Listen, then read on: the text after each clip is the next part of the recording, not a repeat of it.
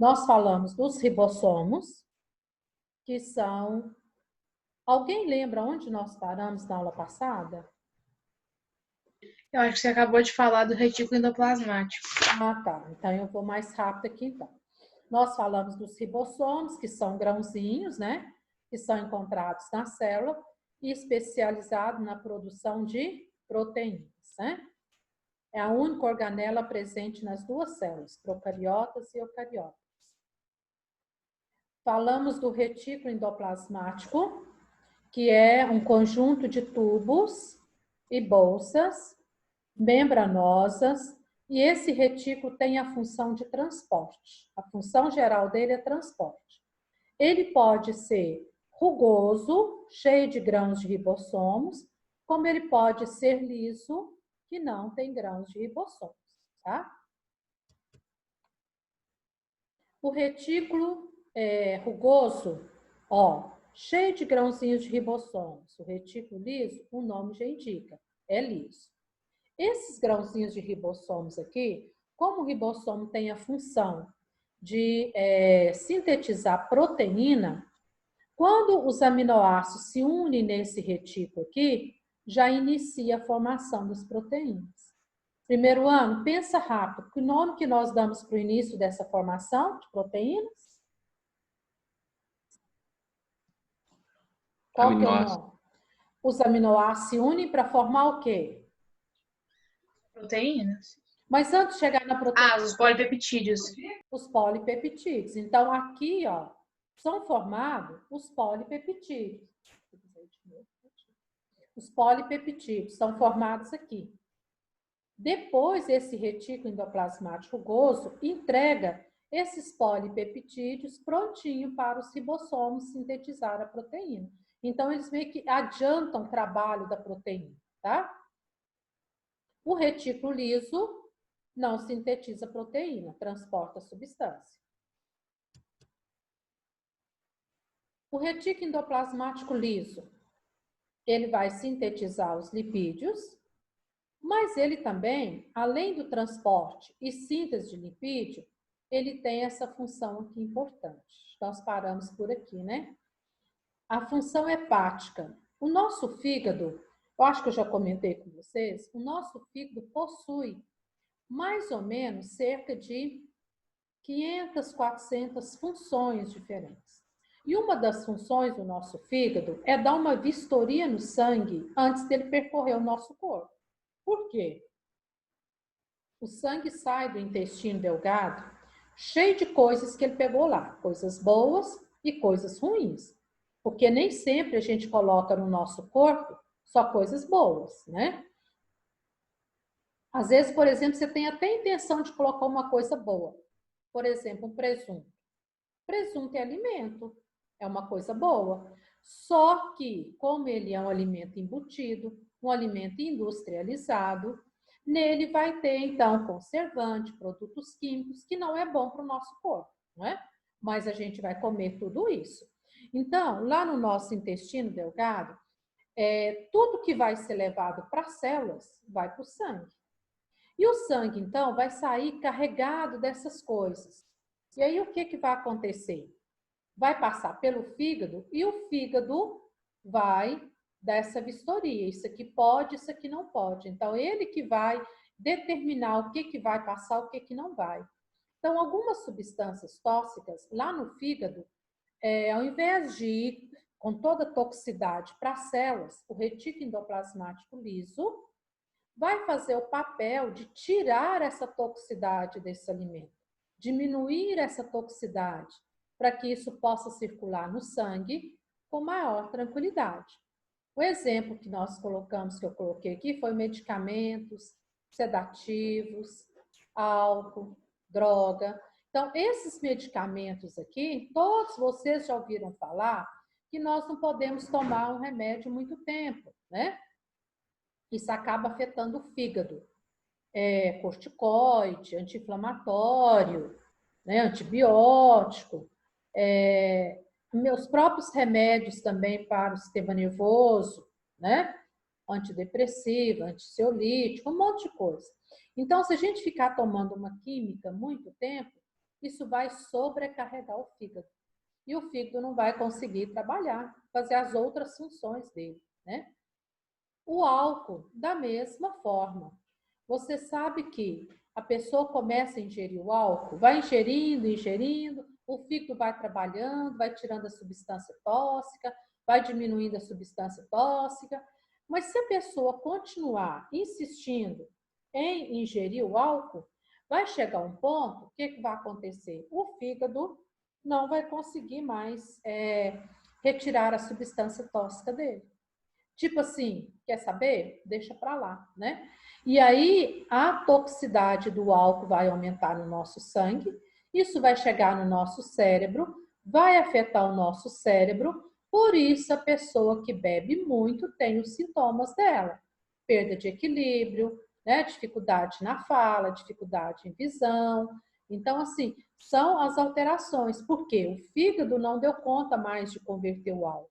Enquanto o fígado estava trabalhando com álcool, estava de boa, estava chegando substância menos tóxica lá no cérebro.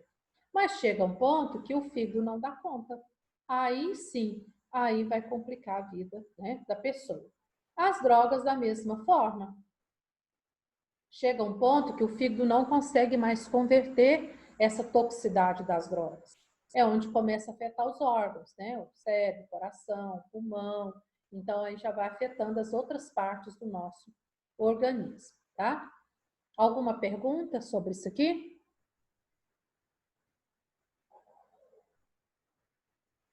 Tá, continuando então.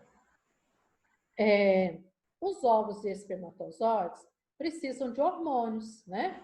E esses hormônios, então, parte deles são sintetizados também pelo retículo liso. As células musculares precisam armazenar cálcio para a contração muscular, que também o retículo liso pode fazer, tá? Complexo de Golgi.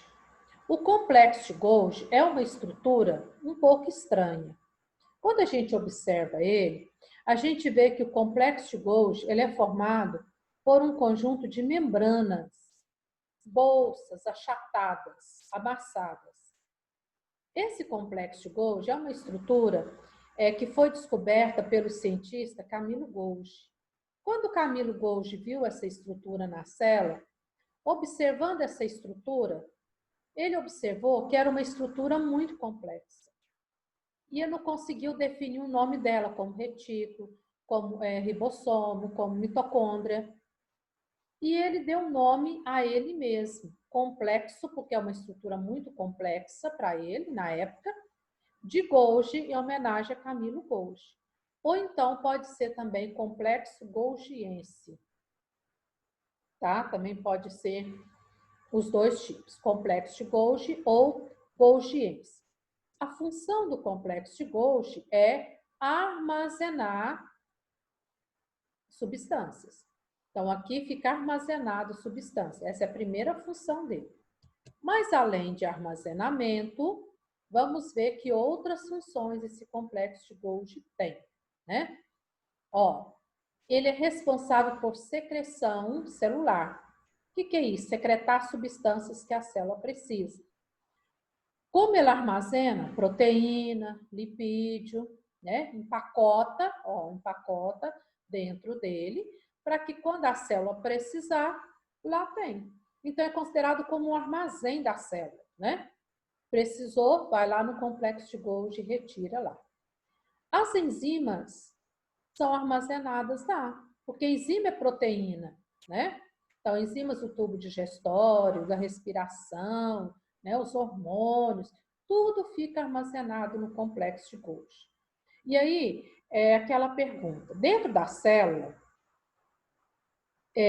a quantidade dessa estrutura é muito relacionado com a função da estrutura. Se eu tenho uma estrutura muito ativa, função da célula, desculpa, a quantidade da estrutura é relacionada com a função da célula. Se eu tenho uma célula que produz muito hormônio, com certeza vai ter muito complexo de Golgi. Se eu tenho uma célula que produz muita proteína, muitas enzimas, com certeza ela vai ter muito complexo de Golgi, tá? Então, a quantidade aqui do complexo de Golgi na célula é relacionado à função da célula. Ele pode sintetizar carboidrato e dele também produz os lisossomos, que nós vamos falar.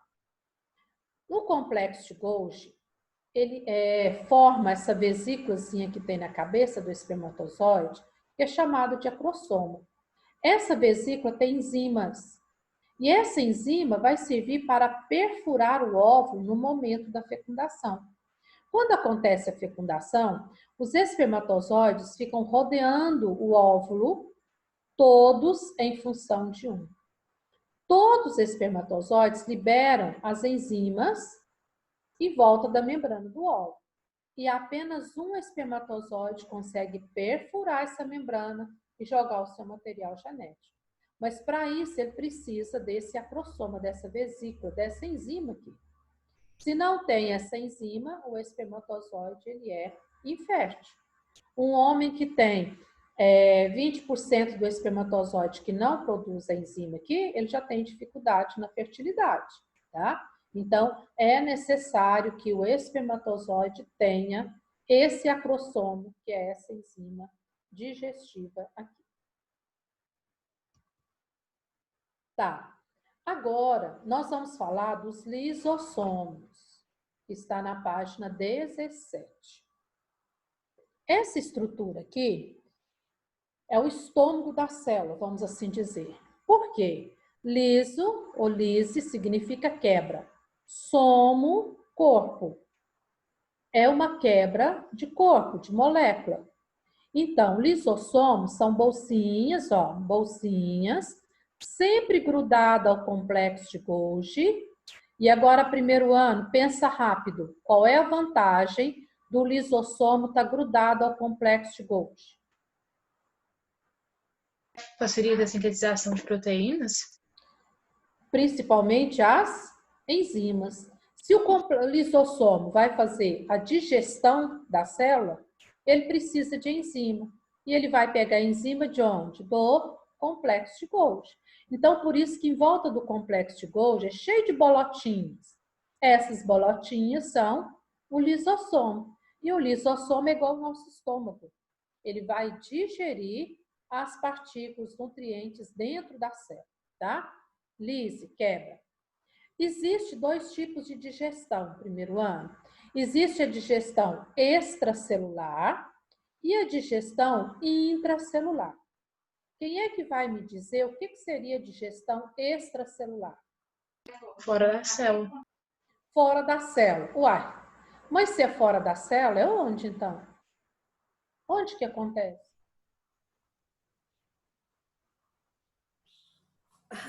No citoplasma? Não, o citoplasma é O dentro da citoplasma célula. é dentro, né? Dentro. Se a digestão extracelular acontece fora da célula, em que local do nosso corpo então vai acontecer? Sangue.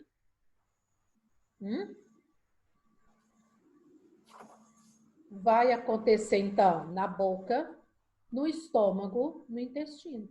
Então, nesses três locais pode acontecer a digestão extracelular, fora da célula.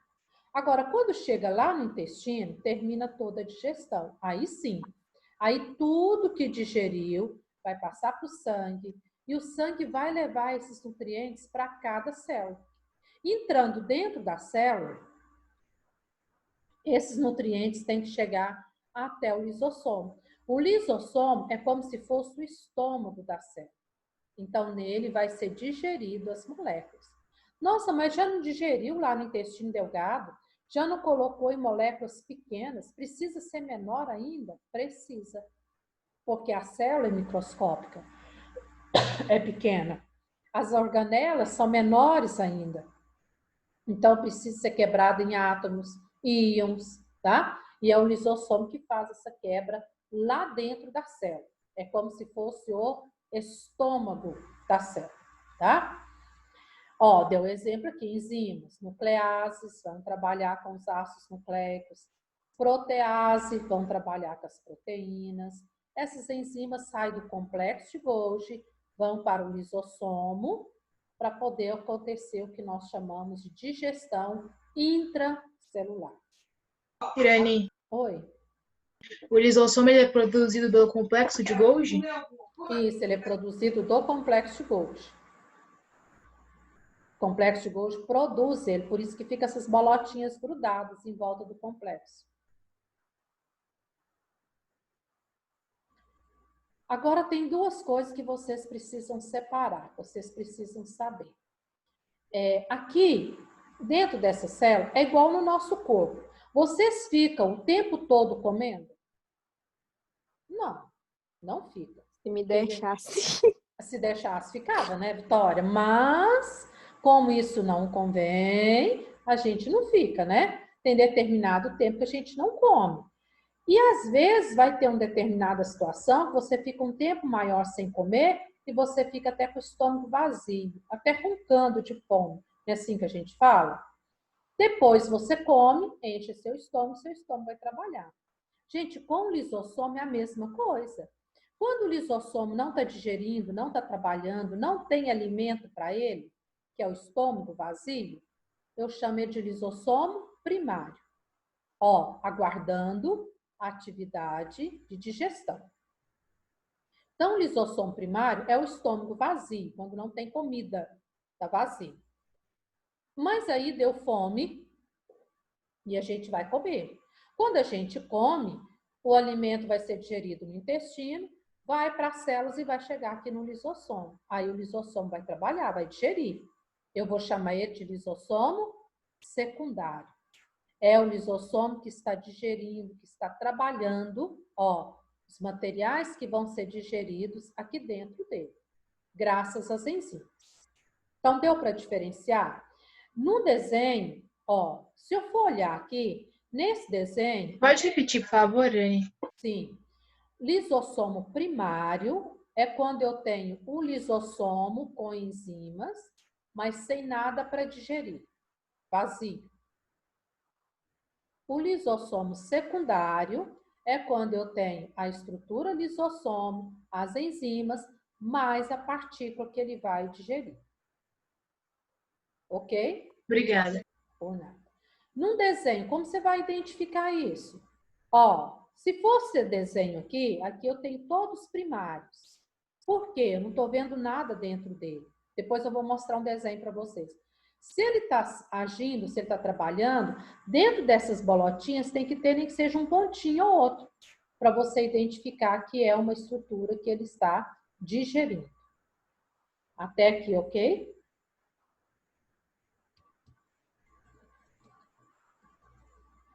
Então, vamos lá. Sim. Dentro desses lisossomos, então, a gente tem a função autofágica. Auto próprio, fagos, comer, devorar.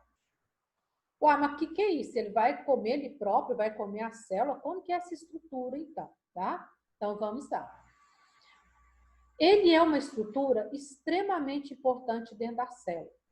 Dentro da célula, às vezes, as partes do citoplasma, da própria célula, vão ficando velhas, vão adoecendo, vão desgastando. E isso não pode ficar podre, parado dentro da gente. Você sabe, por exemplo, entra uma farpa no seu dedo, na sua mão. Se não tira, isso vai inflamar para jogar fora. Então, quando algumas partes da célula, algumas organelas da célula morrem, adoecem, ou então estão desgastadas, não conseguem trabalhar mais, o lisossomo, por autofagia, vocês têm que guardar muito esse nome, os lisossomos por autofagia, eles vão devorar, dissolver essas partículas velhas, fazendo meio que uma limpeza na célula, tá? Um outro processo muito comum que a gente conhece é a regressão da cauda do girino. O girino é o sapo em fase de larva, como ele fica totalmente na água, ele precisa da cauda para locomover, nadar. Ele vai utilizar a cauda. Mas à medida que o girino vai crescendo, começa a nascer o quê? As patas. Aí ele vai tornar o sapo adulto. Tornando o sapo adulto, ele não precisa mais da cauda, porque ele já vai ter as patas, e as patas vão auxiliar o movimento, o salto, tudo para ele, né? Existe um grupo desse que é a salamandra. A salamandra, ela permanece o rabo e a cauda. Mas é um bicho aquático, que vive só na água. O sapo não, né? Então, seria o rabo com as patas aqui para o sapo, não era suficiente, não era viável, não era uma coisa, né, legal para ele. Então, graças às enzimas do lisossomo, essa cauda aqui foi encolhendo, vai sendo regredida, vai dissolvendo isso aí. Isso aqui acaba formando a traseira do sapo. E ele possui as patas que vai auxiliar na movimentação dele, tá? Então, esse processo também a gente chama de autofagia, tá? Então, é quando o alimento, né, a estrutura vai ser dissolvida. Aqui você tem, olha, alimentação normal do lisossomo, entra a partícula, entra, digere. E de cá a gente tem a mitocôndria que vai ser digerida por esse lisossomo. Se eu colocar um desenho desse na prova e perguntar, vou colocar aqui o lado 1, aqui o lado 2. Em qual lado está acontecendo uma autofagia? Por quê? Está No lado acontecendo 2, no caso? no lado 1, por quê? Ele está dissolvendo a estrutura mitocôndria. Ah, tá. Lado 2, ele está comendo normalmente, fazendo a digestão intracelular. Ó, pegou a partícula e vai digerir, tá? Quando ele pega a partícula para digerir normalmente, ele está fazendo a digestão intracelular. Quando ele está digerindo as estruturas velhas da célula, ele está realizando o quê? A autofagia. Deu para entender? Ficou alguma dúvida nos dois processos? Então, a diferença em comer porque está com fome, e em tirar as partículas velhas, porque estão desgastadas, não serve mais, né? Tá? Então, aqui, autofagia, tirou. Aqui, digestão intracelular, porque ele está comendo. Ok? Até aqui? Ó, o lisossomo, ele tem uma função heterofágica diferente. Diferente porque aqui está mostrando a digestão intracelular. Eu tenho, então, fagocitose e pinocitose. Por fagocitose, as partículas sólidas entram na célula e vai ser digerida pelo lisossomo, tá? Depois de digerido, vai ser excretado fora da célula. A excreção chama exocitose ou plasmocitose. Gente, esses nomes você tem que saber, tá? Plasmocitose. E aqui a gente tem, então, quando está digerindo, o vacúolo autofágico, digerindo. O resto, vacúolo residual, o que não foi aproveitado, tá?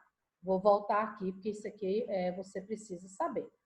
Na fagocitose, então, ato de devorar partícula sólida. Essa partícula entra para dentro da célula, vem até o lisossomo. O lisossomo vai digerir, vai formar um vacúolo autofágico digerindo. Depois, os restos que não são aproveitados, fica dentro dele. Aí eu chamo de vacúolo residual. E depois, esse vacúolo residual vem até a membrana, joga fora pelo processo de excreção, que eu chamo de exocitose ou plasmocitose. Observe que, ó, complexo lisossomo, sempre grudado ao complexo. Quando eu tenho só o lisossomo sem nada, primário, ele digerindo, eu tenho um lisossomo secundário. Ok? Irani, você pode explicar isso de novo? Fiquei meio confusa. Tá. Você ficou confuso em quê? Em tudo? Uhum. Vamos lá, então. Aqui eu tenho a célula, aqui eu tenho o complexo de Golgi e os lisossomos. A célula pode alimentar de duas formas. Por fagocitose, quando ela vai comer alguma coisa sólida, ou por pinocitose, quando ela vai beber água, tá? Beber água, para ela é mais fácil, as gotinhas de água entram, já distribui aqui, sem problema. Agora, fagocitose, comer. Então, vamos lá. Tem uma partícula aqui. Essa partícula vai entrar para dentro da célula, fagocitose. Entrou. Essa fagocitose aqui, por fagocitose, a célula vai comer essa partícula. Essa partícula vai ter que chegar no lisossomo. Antes do lisossomo ter a partícula, eu tenho um lisossomo primário, sem nada, só com enzima. Ó, as enzimas. Esse lisossomo primário ganhou uma partícula para ele digerir. Então, ele formou o lisossomo secundário. Quando ele está digerindo, eu também posso chamar ele de vacúolo autofágico, porque ele está digerindo partículas. Depois que digeriu aqui, vai sobrar os restos. Os restos vão ser chamados de vacúolo residual. O que foi aproveitado vai ser distribuído por toda a célula. O que não é aproveitado vai ficar nele em forma de vacúolo residual. Esse vacúolo residual chega próximo à membrana, excreta para o meio externo esse resto que não presta, e esse nome eu chamo de exocitose ou plasmocitose. Aqui nesse vacúolo autofágico, ele mostra também, ele pode estar digerindo uma partícula velha da célula. O processo é o mesmo. Digeriu, formou um vacúolo residual, vem para cá, excreta o que não é aproveitado. Ainda ficou dúvida? Não, agora eu entendi. Entendeu direitinho, Manuela, então? Obrigada. Por nada, beleza. Tem que entender mesmo, gente, não pode ficar dúvida, não. E aí, o que acontece? Depois que eu terminar, as aulas já ficam gravadas, eu ponho lá no meu Bernoulli. Mas aí, eu vou colocar separadamente esse slide lá para você estudar só o slide depois, que é interessante, tá? Então, vamos caminhando.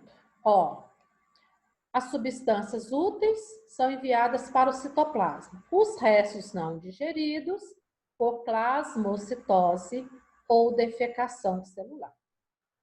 Tá certo? Agora aqui, por autofagia, nós falamos lá atrás que a célula vai destruir as próprias estruturas da célula. Primeiro ano, pensa rápido. Essa autofagia é benéfica ou não para a célula? Por quê? Que? É benéfica, não? Por que é benéfica?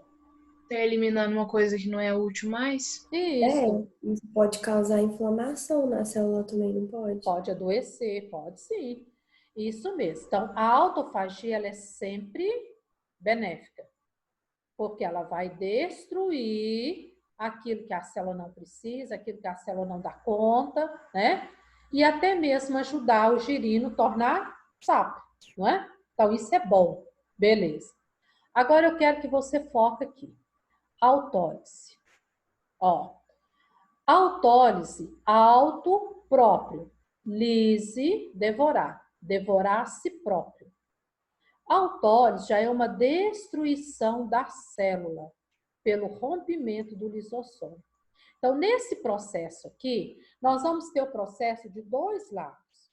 Por quê? O lisossomo vai arrebentar, ele vai estourar. Estourando, as enzimas que estão dentro dele vai para o citoplasma da célula. Então, o que acontece? A enzima é corrosiva. Ela vai corroer o citoplasma da célula. Então, aqui eu vou falar os dois lados. Um lado que é bom e o outro lado que é ruim. Alguém aposta qual seria o lado bom dessa autólise para nós? Para nós, que eu falo assim, para a natureza, de um modo geral, os lisossomos arrebentarem. Alguém arrisca pensar em alguma situação?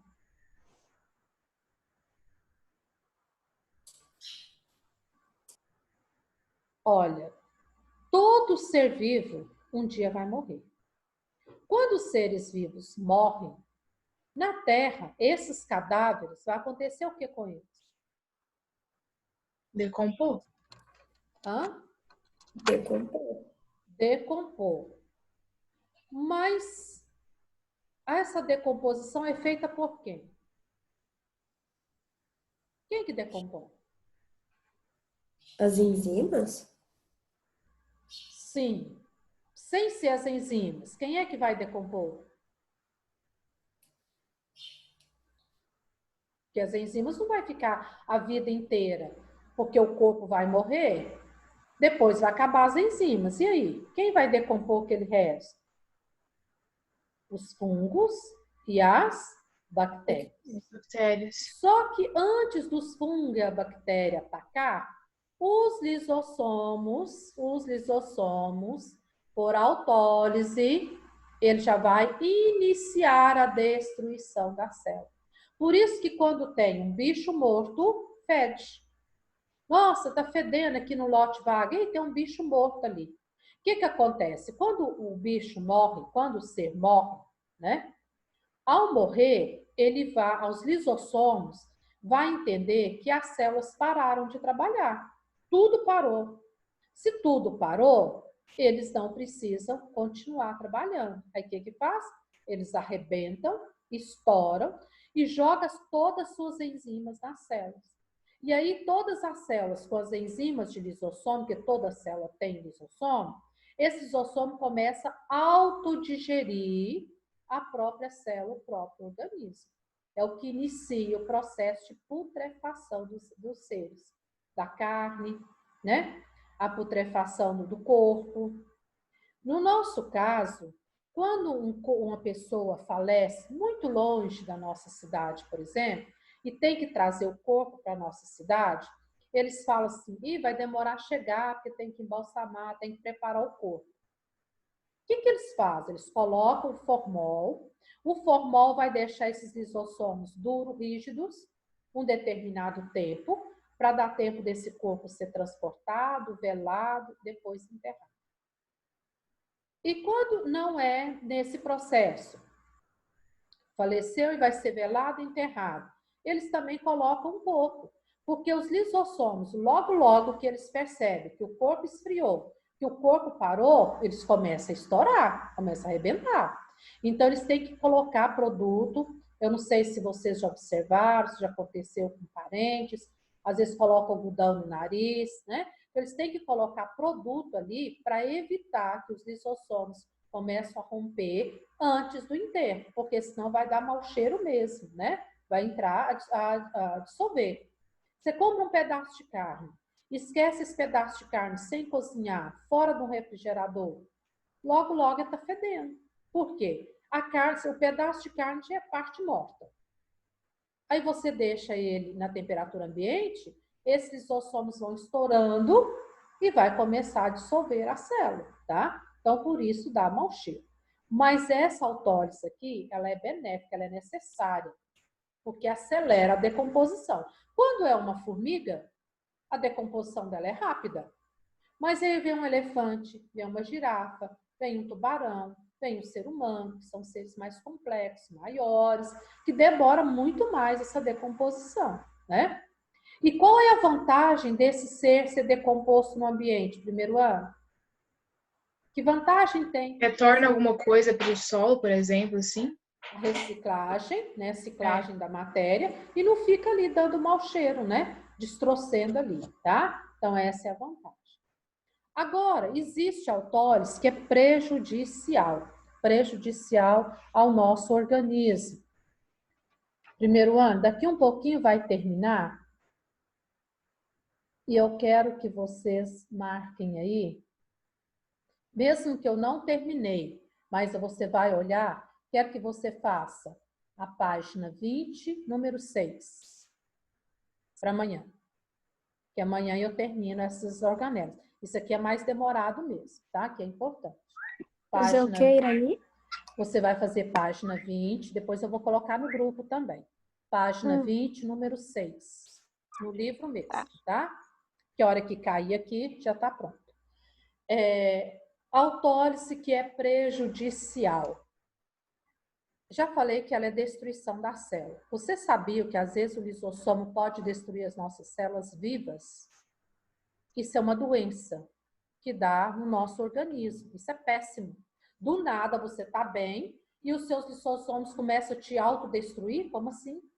Qual que é o nome dessa doença, Mirani? Silicose pulmonar. Existe essa doença provocada pela sílica. A sílica é um pozinho, né? É uma rocha que extrai a sílica dela. Esse pozinho ele é muito fininho, então ele entra dentro das nossas vias respiratórias, chega até o nosso pulmão. A sílica no nosso pulmão, em contato com a umidade do pulmão, ela petrifica. Ela forma como se fosse uma camada de cimento em volta dos alvéolos pulmonares. E aí pronto, petrificando ali, os alvéolos pulmonares não conseguem